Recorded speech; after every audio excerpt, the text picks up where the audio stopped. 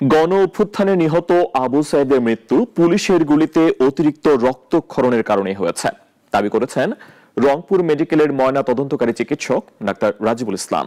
শেখ হাসিনা সহ 3 জনের বিরুদ্ধে 7ম দিনের সাক্ষ্য গ্রহণে উঠে এসেছে এমন তথ্য তাকে মিথ্যা প্রতিবেদন দিতে চাপ দেওয়ার কথাও জানান তিনি।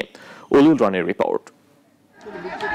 জুলাই গণঅভ্যুত্থানের মোড় ঘুরিয়ে দিয়েছিল বেগম রোকেয়া বিশ্ববিদ্যালয়ের শিক্ষার্থী আবু সাইদের মৃত্যু। সে ঘটনায় মামলা হয় আন্তর্জাতিক অপরাধ ট্রাইব্যুনালে। সাক্ষ্য গ্রহণে উঠে আসে আবু সাইদ হত্যার ঘটনার প্রেক্ষাপট বদল ও আন্দোলন দমনে কি করেছিল তৎকালীন ক্ষমতাসীনরা।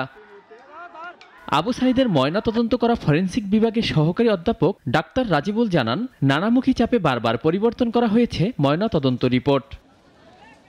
প্রথম রিপোর্টে আবু সাইদের মৃত্যুর কারণ হিসেবে গুলিতে অতিরিক্ত রক্তক্ষরণ উল্লেখ করায় সেই রিপোর্ট গ্রহণ করেনি আইনশৃঙ্খলা বাহিনী। এরপর আরও 3 বার বদলে দেওয়া হয়েছে রিপোর্ট। মাথায় ইটপাটকেলের আঘাতে সাইদের মৃত্যু হয়েছে আন্দোলন চলাকালে এমন রিপোর্ট দেওয়ার জন্য তৎকালীন সরকার ও আইনশৃঙ্খলা বাহিনী তাকে চাপ দিয়েছিল বলেও জানান তিনি। সঠিক এবং প্রকৃত বর্ণনা দিয়ে একটা রিপোর্ট তৈরি করেছিলেন।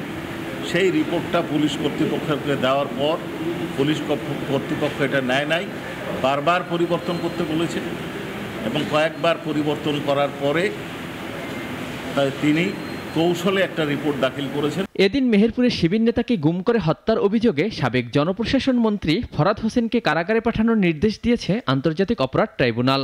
আর শাপলা চত্বরে হত্যাযজ্ঞের মামলায় সাবেক আইজিপি শহীদুল হক সহ গ্রেপ্তার থাকা 4 জনকে একদিন করে জিজ্ঞাসাবাদের অনুমতি দেয় আদালত। 13 সালে একজন রাজনৈতিক নেতাকে অপহরণ করে হত্যার অভিযোগে যে মামলা হয়েছে, সেই মামলায় তদন্তে ওনার নাম এসেছে।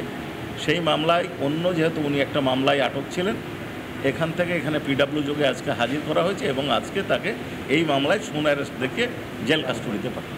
এছাড়াও গুমের মামলায় শেখ হাসিনা, জিয়াউল হাসান সহ 11 জনের বিরুদ্ধে তদন্ত রিপোর্ট জমা দিতে 26 অক্টোবর পর্যন্ত সময় দিয়েছে ট্রাইব্যুনাল 1। অলিউল রনি, নাগরিক, ঢাকা।